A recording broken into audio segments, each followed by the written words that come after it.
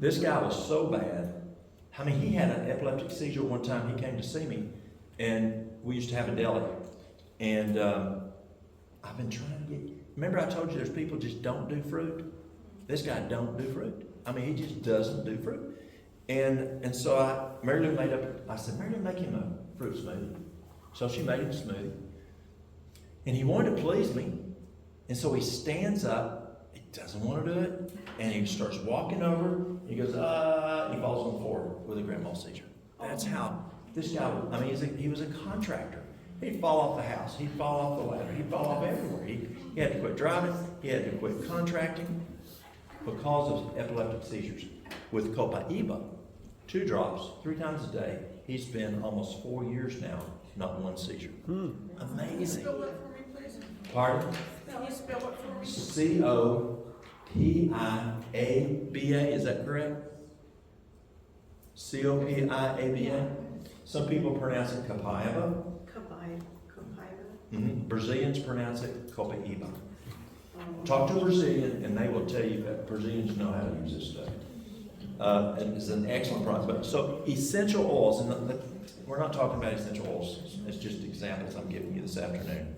But essential oils are extremely powerful. Like this is an essential oil. This is my 357 Mag. It's amazing. I've got it in my computer bag. I've got it in my turnout coats. I've got it in my pack for when I do wildland firefighting, or if I'm doing search and rescue. I've got it on my side of the bed. Mary Lou's got it on her side of the bed. If I feel like I'm starting to get something, I will take, well, let me back up. I told y'all this yesterday. Let me clarify. Y'all just use 3 drops. And I use 10 drops. Don't start with that. You're going to think I'm trying to key. It's stout. And so this one here, I like this one. It's a very good one. It's wild. It's oil of wild oregano. It's very strong. And it's essential oil, 25% oregano essential oil, and 75% olive oil. Who's ever listened to Dr. Bob Martin? Martin's pretty good. And Bob uses it for mold. Now, I've used oil of oregano for years in fire helmets. If there was any mold at the top or anything around the fire hall, because we have a lot of moisture with what we do. And I'll just spray the stuff with oil of oregano and it kills the mold. Remember back in chemistry class, the professor said Clorox does not kill mold. It only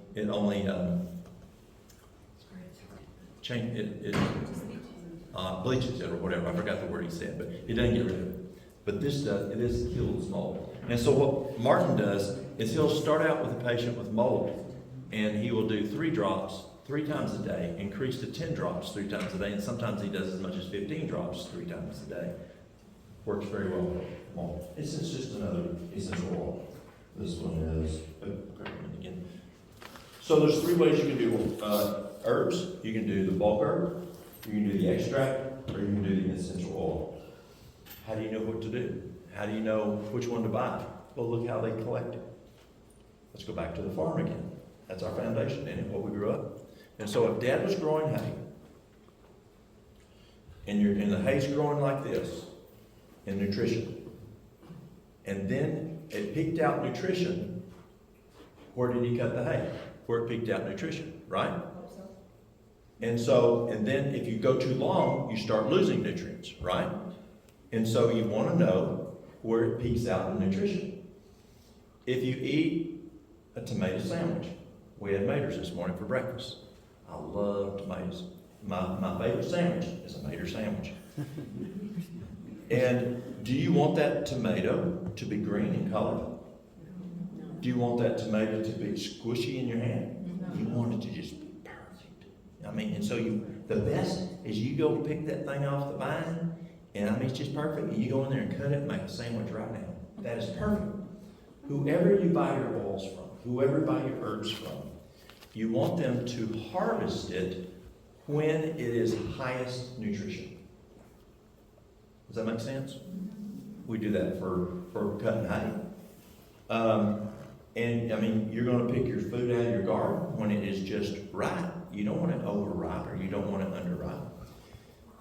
You also want it to where the company buys the herb, where that herb has the most nutrition in the world. An example, lavender is going to be Europe. Kudzu, Southeast United States.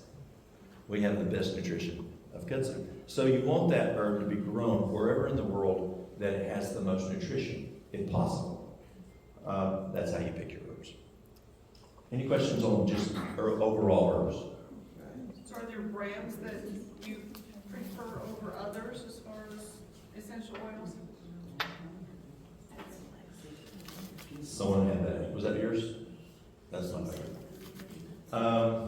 They won't let me say it on camera. Okay. Can you say it so we can write it down? Okay, thank you.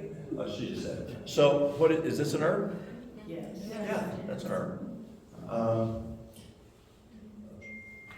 Here's licorice root. Licorice root is an herb. So it's like this, but just ground up and put in a capsule. Now here's something to know about herbs when they're in capsules. Let's see, this thing says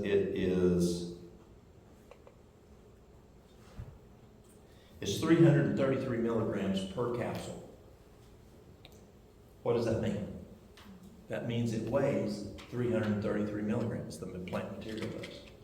It doesn't mean the potency. It means the weight of the material. So here's how you identify what the milligrams on these are. You take 1,000 capsules and you weigh them empty. Then you fill those 1,000 capsules and weigh them full. Subtract the weight of the capsule, divide that by 1,000, and that is what your milligrams are. It has nothing to do with strength, like 60 milligrams of whatever drug you're taking. So it's not potency, it's just the weight. That's all it is. So the extract is best to take. Extracts are better to take than the pills? It depends. Extracts are more potent, and so I usually use extracts.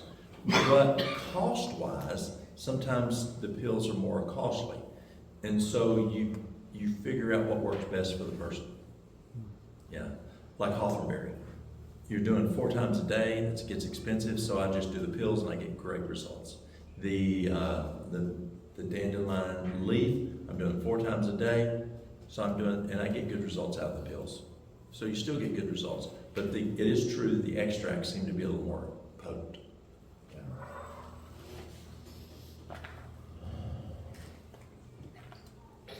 Tea tree oil. Who's ever used tea tree oil? It's great for skin issues.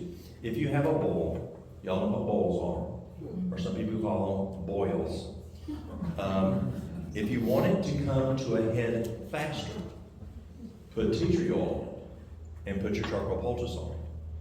And that is the best treatment I have found for a boil. Boils are usually due to something in the blood. Yes, you can burst a sebaceous cyst and that can cause a boil. But usually it's a blood issue. There's toxins in the blood. And so I'm looking at chaparral, burdock, something to clean the blood. But if you want that to come to a head the fastest, tea tree oil. Now, do y'all have poison ivy here? So if you get poison ivy on you, I have found this works like Dawn dish soap. Dawn dish soap is going to cut the grease on the pan, right? This cuts the poison ivy oil off your skin. And so if you get poison ivy oil on you, just get some tea tree oil and rub it on there real well and wash it really good, like you're trying to wash off grease from working on the tractor or the car. That's going to get it off. This works quite well. Do you have jewelry here? Touch me not. Right now it's growing. The flower is flowering. It's purple. No, I'm sorry. It's yellow. It's orange. It usually grows near branches or creeks.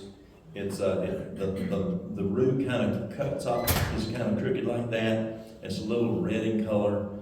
It's very viscous. That is the best thing I have found to put on poison ivy, poison oak, poison sumac, and also nettle sting is jewelweed. Jewelweed works very, very well. You can also put it on prophylactically. So let's say you're going out Sabbath afternoon for a picnic, and if you're like Mary Lou, if she even looks at poison ivy, she gets it. I mean, she'll want to go walking. I say, no, you ain't going there. You're staying, there's poison out there. You're not going to do it. And so you can put that prophylactically on yourself, and it's like an invisible glove. And that can kind of protect you from the poison ivy, poison oak, poison sumac.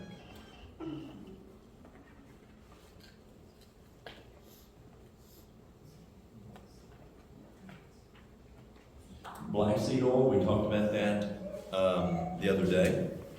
Black seed oil is excellent. You know who I sell this to the most? Women for the Caribbean. It works really good for y'all's hair. Have you ever heard of putting it in your hair? It works very well for that. I sell it probably the most now for prostate. It works great for prostate, and do a teaspoon twice a day. Some people like it cold, some people like it room temperature. And then I'll do potty arco also with that. Y'all want to know Oh, okay.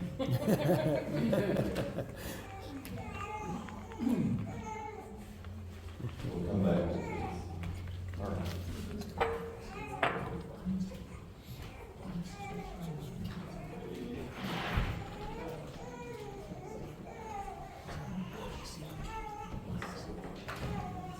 Y'all have a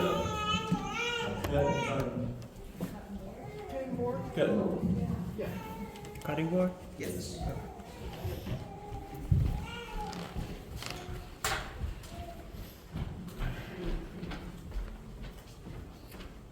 right. Let's see, who wants to help? Who's up there? You want to help? You want to help? All right. So we're going to make a tater poultice.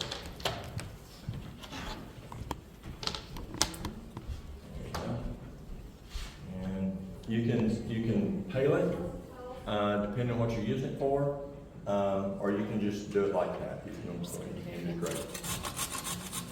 I had a guy come in, and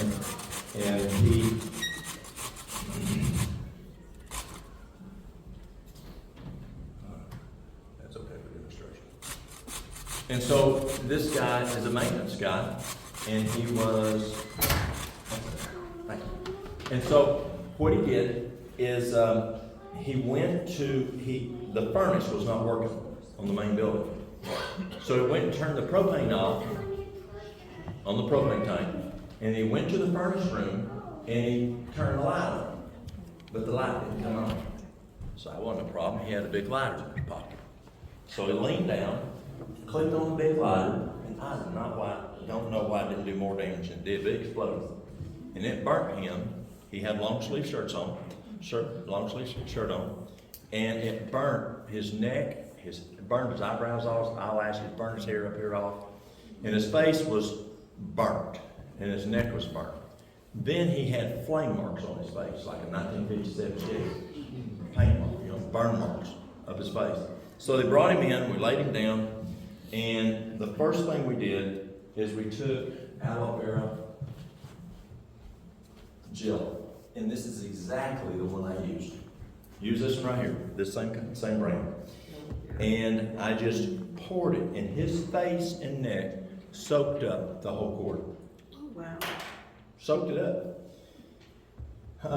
Then, my grandma taught me to use taters. Who's ever used tater poultice? It's great on burns. It's great on boils. It's great on if you got a sticky, you need to pull that out as a drawer. And so I had the gals up in the dietary department grate potatoes for me, and we placed these on his face. Now, who's ever grated potatoes and you feel it? They're cold, they're wet. And how do you know when it needs replaced? Who's ever been sunburnt and put vinegar on it? Okay? It's the best thing I found on sunburn. You just get you a bowl, 2 bowls of vinegar. If you're really sunburned, you're gonna need 2 of them. So you got a bowl with a washcloth and another bowl, and you just gently lay it on the affected area, until the washcloth turns hot or warm. Take it off, and then finally your vinegar's warm. So you put that in the freezer, and then you start on the second bowl. And you do that until the washcloth is not turning warm. So you pull all the heat off. See, textbook, in school they taught us that burns continue burning in the tissue for 12 hours on average. That's why 1 o'clock in the morning, 2 o'clock in the morning, you're really cooking. Because it was a sunburn, you got it 1 o'clock, 2 o'clock in the afternoon. And then 12 hours later, you're really cooking because that's when it's gone the deepest. So you got to stop that. So the same with this. You put this on. I put this on his face. I poured a little more aloe vera and got more bottles, and until this turned hot. Pulled it off. Then we just did aloe vera. Then we did taters and aloe vera, back and forth and back and forth. At first, we were changing it every 5 minutes. That's how fast it would just be totally hot. And it then started going wider and wider. We treated him for 5 hours. And his wife came in, we taught her what to do, she took him home, she continued the treatments. The man had no scarring, none at all. None at all. And the guy was Filipino, he had a darker pigmentation, but no scar. I mean, he had some deep burns in him, and no problem. It's amazing, ain't God good? But you can use potato poultices on various things, like I said, on burns, boils, okay, how's it feel? I feel light. It feels soft. It feels softer? Yes. Isn't that neat? Yeah. You Feels just, like there's moisture. More it is, you just transdermally send all the potassium and the manganese and the magnesium and the iron into your skin. Mm-hmm. Isn't that neat? Yeah. Thank you. You're welcome. Wow. So that's how you make potato poultice. So how do you just lay it out, Just lay it on the affected area. So let's say that I had a bowl. Lay it on the affected area. Put you a 4x4 on there or a piece of saran wrap. I like the saran wrap to hold the moisture in. And then you can change it every little bit. Yeah. It was funny. I was somewhere the other day. Oh, I know. This is funny. Yeah, things have to be funny, or you're just too upset about what's going on in life. So this guy comes in. It's during the flood, and the guy comes up, and he brings this guy to me. He found there in town, and we're in a little mountain community. And he brings him in, and this guy comes in. He's kind of holding his stomach a little bit, and I said, "What's wrong?" He says, "Oh, my wife scratched me." Well, let me see. She had hit him with a cleaver. What? A cleaver.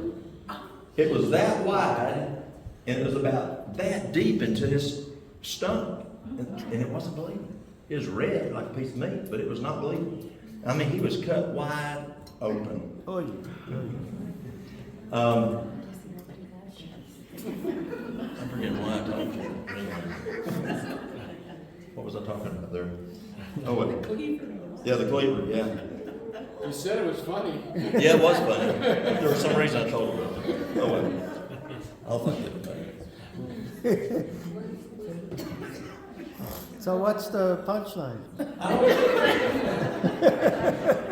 thought there was going to be an end of the story.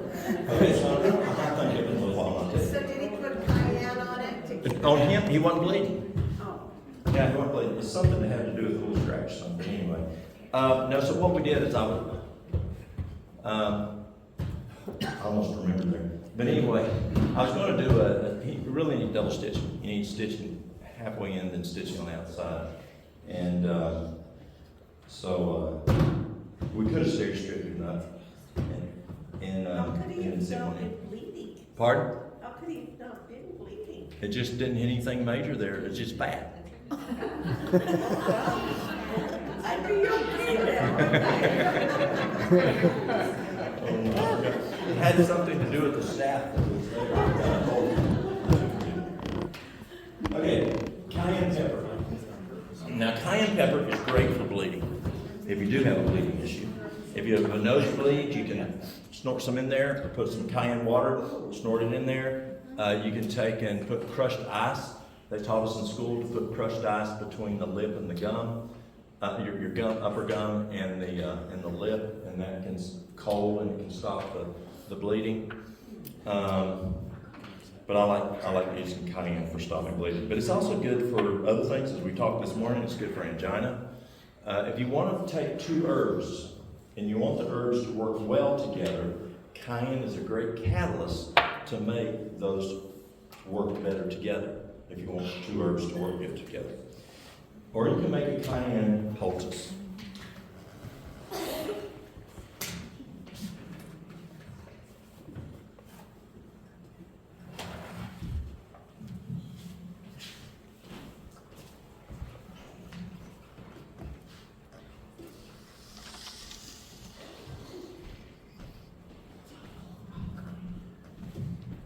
I was in Dallas, and we were going out when I was at that evangelistic series, and we were going out doing Bible studies. And I went to this house to do a Bible study with this lady, and she says, "Honey, I just can't do it today. My legs hurting too bad." She said, "My knees hurting, and I just can't think." Have you ever been hurting and just couldn't think? Mm-hmm. Well, that's what she was. And I said, "Well, have you got any cayenne pepper in your kitchen?" And she says, "Yes." I said, "Do you have any lotion?" She goes, "Yeah." I said, "Would you like me to make you a lotion? Have you ever heard of capsicum for arthritis?" It's cayenne. And so I took some lotion and put it in a little container, and then I put some cayenne, and I made it kind of pink like that paper on the door. And then what you do is you test it against the back of your hand, like you test, hot milk for a baby. And if it's not hot enough, what do? More cayenne. If it's too hot, what do? Add more lotion. I had her put that on her knee, and we were talking, and she goes, "The pain's gone." I said, "You reckon we could do that Bible study?" You see how the two go together? First we prayed that God would bless it. I told her that, God would do the healing. And if otherwise, I would have just had to leave and couldn't have done the Bible study. So you wear both hats. So let's say that you want to do a cayenne poultice. You just take a little olive oil.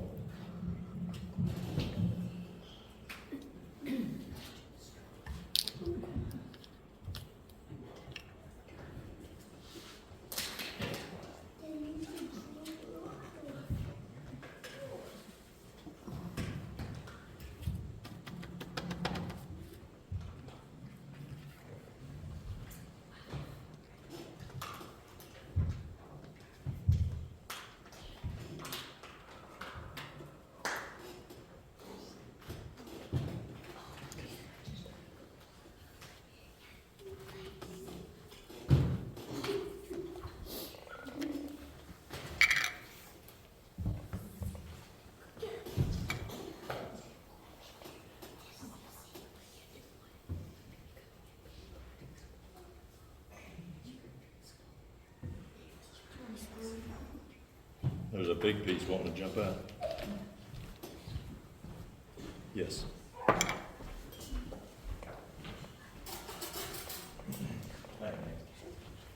I don't want that big piece falling out.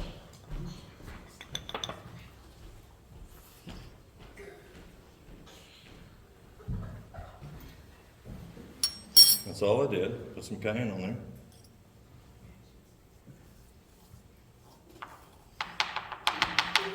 If your feet are cold, or there's some pain in your feet, put this on the base of your foot, and then put your sock on.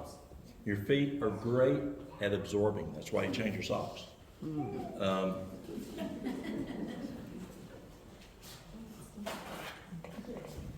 can literally take garlic and grate it up and put it in your sock, and usually around 20-30 minutes later, usually 20 minutes, you can taste the garlic in there. Yes, ma'am.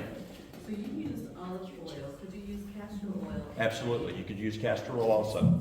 Yes, ma'am. So let's say you have an area of pain. You could put this on your knee, on your elbow. If your feet are hurt, you can put it on your feet. And it's just called a cayenne poultice. Be cautious of cayenne, because cayenne is measured in heating units. It may be 20,000, or you could be at the Pepper Palace down in Gatlinburg, or actually in Pigeon Forge, and they have Carolina Reaper, which is 2.1 million. That's hot. So your typical cayenne pepper in the grocery store is 20,000. 2.1 million. I wouldn't be putting that on. In health food stores, you're usually running around 80, 90, 100,000 HUs, maybe 160, 180, 200. I've sold it as high as 600. That's pretty hot. I never have gone up into the hot stuff. But so if it's really, the hotter it is, the less you use. And so you can apply this to the affected area. And how does it work? It works like, remember when we were kids and you went and hurt your foot, and your dad says, "Here, let me see your other foot." Remember that? Yeah. Y'all have the same dad. He goes, "That foot ain't gonna hurt you no more." Well, what happens is the cayenne pepper stimulate and take the brain off of the pain in the area that you're having. And so cayenne can be beneficial in that way. That's a cayenne poultice.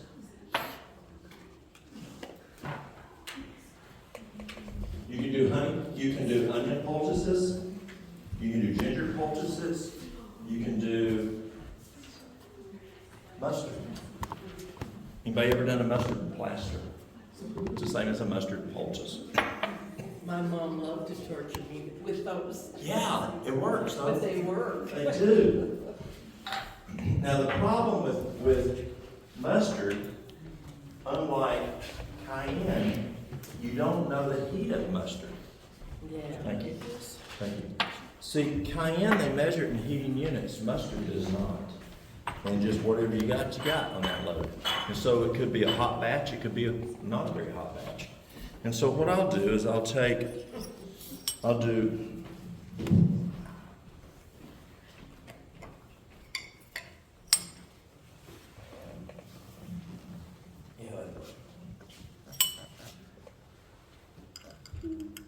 I'll do 1 part mustard.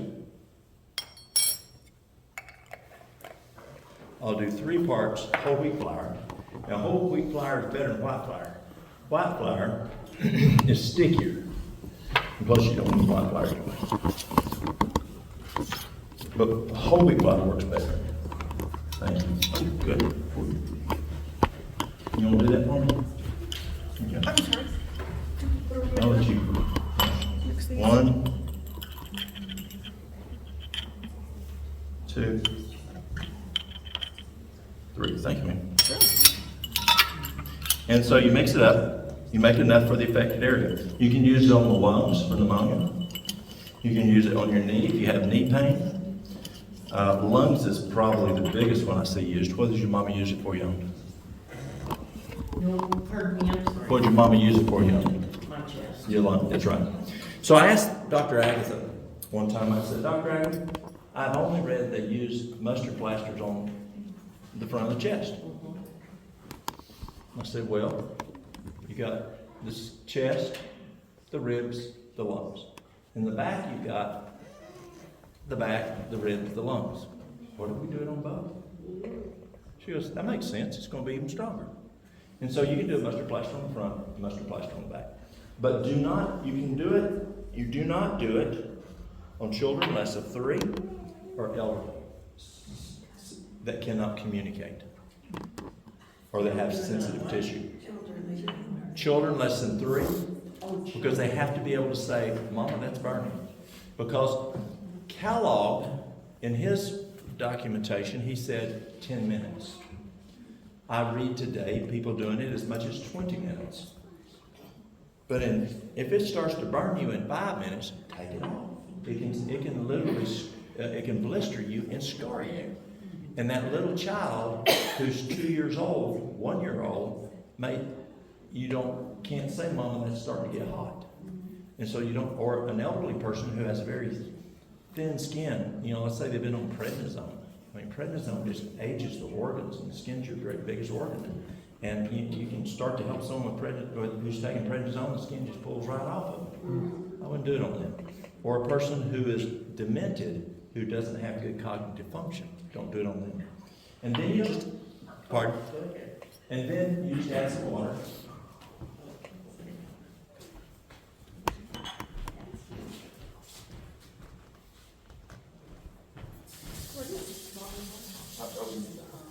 This might be cheaper.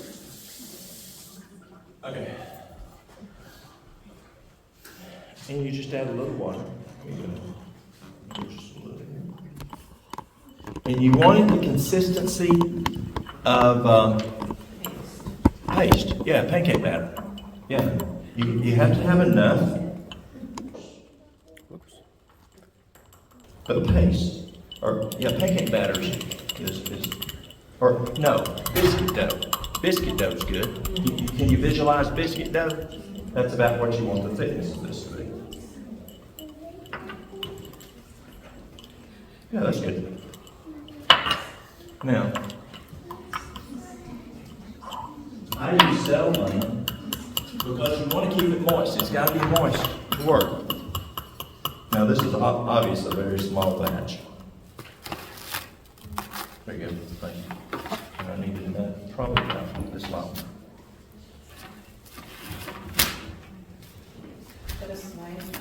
Pardon? And then, if you want to just put it in the middle, but say right there. Here you go. Now, the difference in a mustard plaster and a charcoal poultice is the charcoal poultice draws toxins. And so you can only use it once.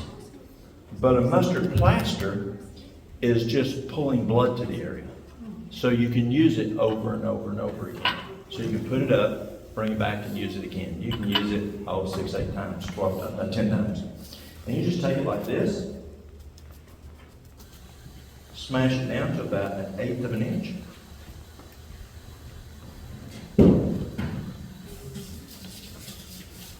And it's ready to go. And you just take it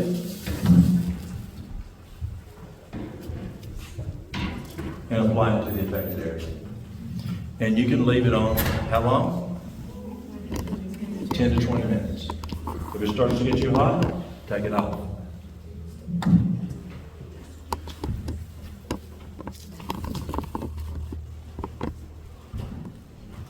See how you want it to peel off? You don't, because you want to use it again, if you can.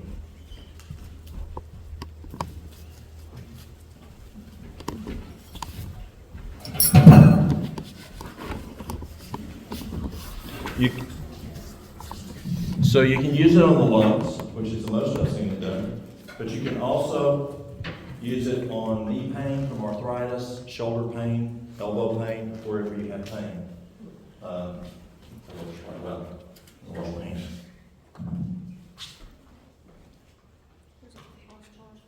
Okay, thank you.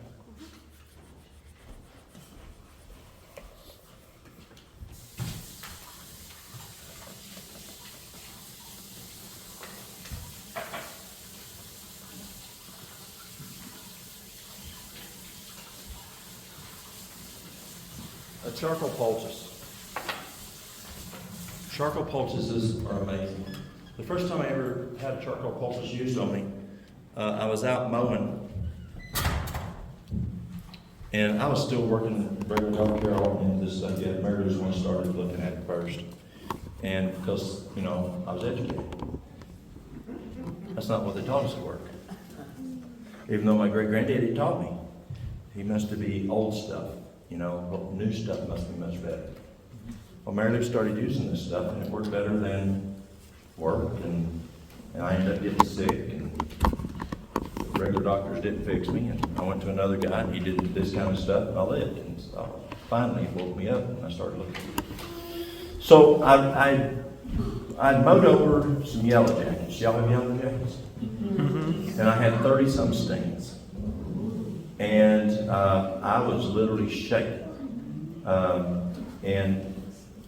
Mary Lou had read about it, heard about it, so she just took activated charcoal and put some water on it and put it on each stain. Well, it worked. Shaking stopped. I fell asleep, but I woke up shaking again. So Mary Lou comes and she assesses. What's different? It's powder. It was wet when I put it on it. So she rehydrated it and boom, it stopped again. Charcoal has, anytime you do a poultice for a door, whether you're making a nettle poultice, any kind of a poultice, it's got to be moist to do its job. And so to help it to be moist, we started using flaxseed, ground flaxseed. Is that how y'all make it? And you just take the flaxseed, grind it, and mix it with it, and mix it with some water, and it keeps it moist, and it's also less of a mess than the powdery stuff. But then I heard this guy out of Switzerland. He's a therapist out of Switzerland, he and his wife. And he came here to America, and he told me that they were using psyllium powder over in Sweden. And he was making poultices with psyllium powder. It worked a lot better than charcoal. Than the flaxseed. And so I started using the psyllium. And so the mixture I mix is usually about 1 to 1. Now I've got to have something I can flat measure. Do you have a measuring spoon? Yes. Great, thank you. Now, so you want to do parts, and you have to be careful. Like this kind of spoon doesn't work as well. Probably somewhat, but not as well. And you can see, you can heat this, like when you're doing recipes, like when my grandma would make a chocolate pie. That was good. And she taught Mary Lou that you do a large heap of whatever she took in there. I don't know. There's a large heap. And y'all cooks know what she's talking about. But can you heat water? That don't work. So you got a flat. You got to measure flat. So we're going to do 1 part. That'll work. Yes.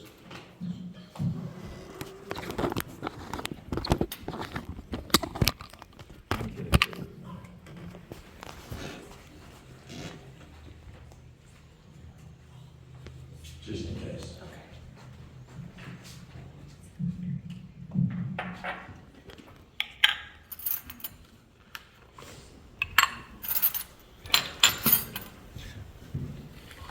I usually do the psyllium first because I don't want to do the charcoal, then get the psyllium black. Psyllium powder, not psyllium whole. Psyllium whole looks like ground flaxseed, but psyllium powder is just plum powder. If you want, y'all know what thick it is? Y'all know what thick it is that you put in? A patient has dysphagia and they have problems swallowing. You can put it in their water and there's coffee or whatever the liquid fluids are. Well, you can use psyllium powder, and that will make it also thick. And you can use it like thicket.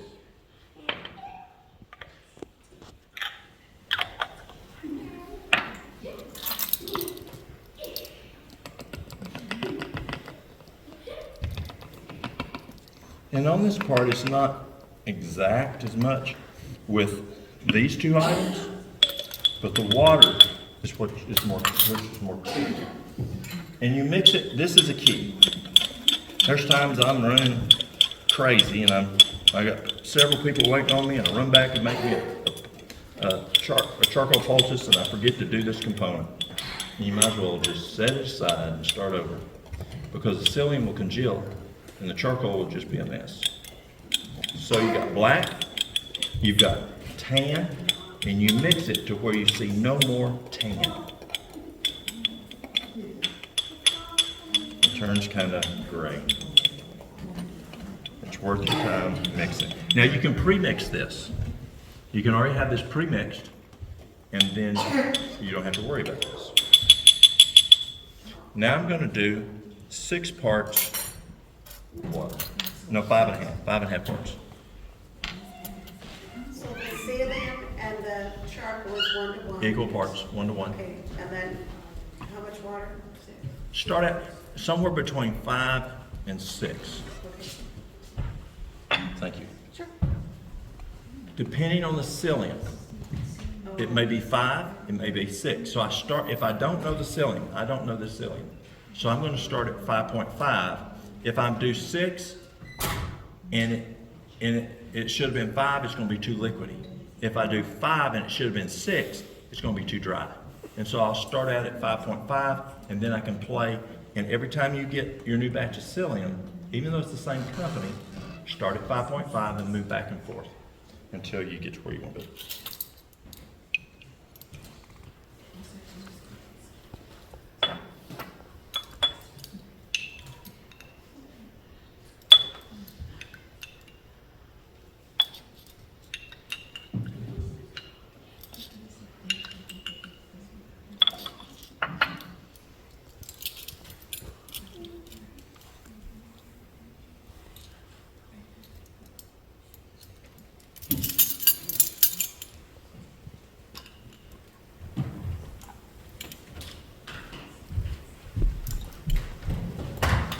Let's see how this goes. At first, you think he is plumb crazy. There's too much water in there.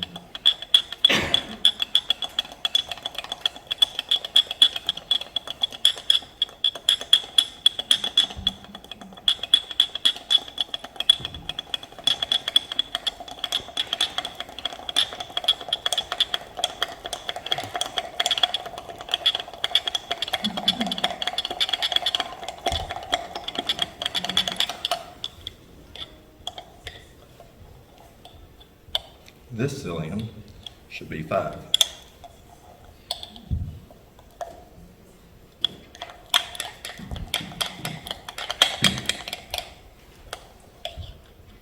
That's working out pretty good.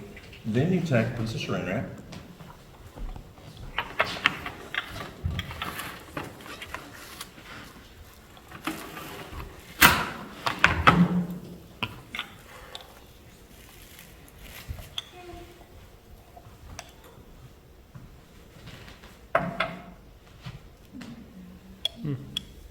Now, charcoal poultices, anytime you use a charcoal poultice, you should use a barrier between the skin and the charcoal poultice if you have an open wound, or it can cause a tattoo.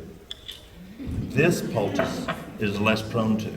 I had a nurse from Colombia, and this is back 24 years ago, 23 years ago.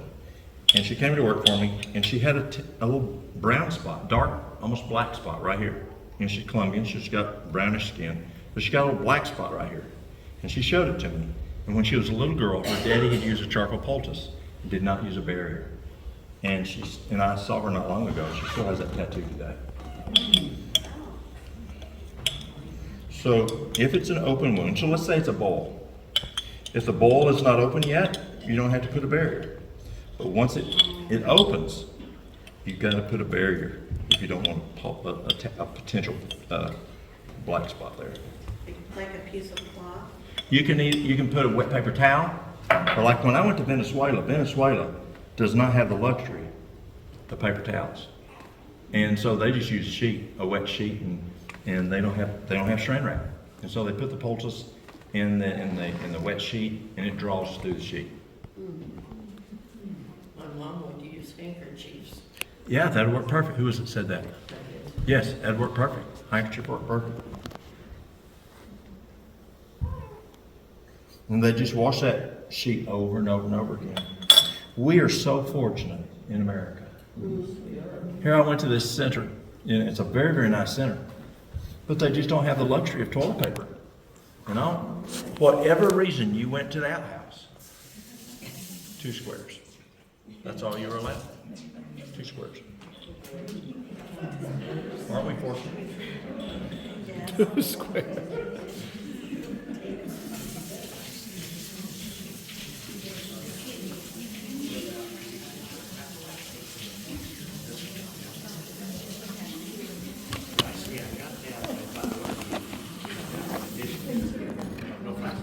So y'all know I like a little humor. And so the guy who was over the ministry, beautiful lifestyle center, a very, very nice, I mean, state-of-the-art lifestyle center.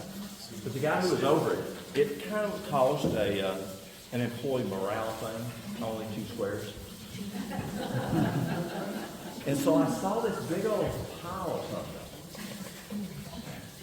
And I told the guy, and I don't know if that's this way here, but it's a southern thing. And I said, so-and-so, I said, I figured out your toilet paper problem.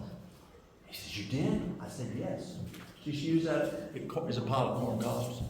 And I said, just use them corn cobs. He looked at me like I was real weird, and I said, but used to. Sears and Roebuck is what my daddy used a lot.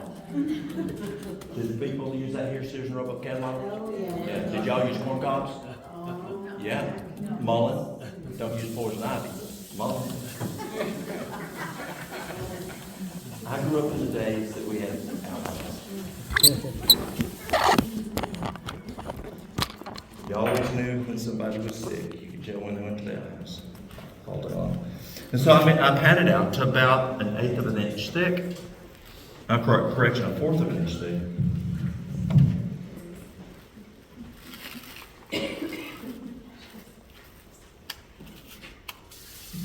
And put it on the affected area. It's that simple.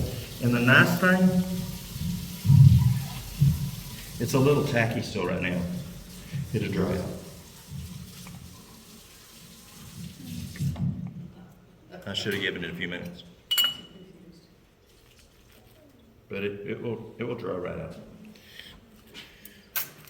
But you said you would put a barrier between that and your skin to not get a tattoo? Only if it's an open wound. Oh, okay. If it's not, like, when would I use a charcoal poultice on a non-open wound?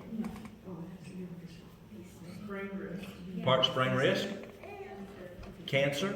Yes, breast cancer, lung cancer, wherever. Cancer? A boil that hadn't opened yet? Edema? If you have like gout, it works good to put a charcoal poultice on there if they can tolerate the being touched. Yeah. And so what I do is normally I make them about this big, and it's like making biscuits. Do you make one biscuit at a time? No, you make a big old funnel, and then you can then cut out what, like let's say it's an eye infection. You can cut out big enough to put on the eye, and then you take it, fold it over, roll it up, stick it in the refrigerator, pull it back out, cut you another piece when you need another one. That way you don't have to keep making it every time. It will last in the refrigerator for around 5 to 7 days. But do you remember Grandma's bread? If you didn't eat it fast enough, it would mold because it doesn't have a preservative. The psyllium doesn't have a preservative, it will mold even in the refrigerator. And so you can put it in the freezer, Ziploc baggie, you can stay in there for years. And just bring it out and thaw it. The only thing is you have to caution there is if you put it in the microwave to heat it up, to use it, it can hold its heat. And you don't burn the person. So you can freeze it? Yes? What was that you said, or before you did the psyllium, you were talking about the flaxseed mixed with the charcoal, so what's the difference? This one you didn't put any flaxseed with. Correct. The reason is flaxseed is a lot more messy. It doesn't hold together like this one does. And you can't make it in cellophane like this. You'll have to put it in like a paper towel or something. It's just a lot more messy. So there's not any difference as far as About what the drawing aspect, no.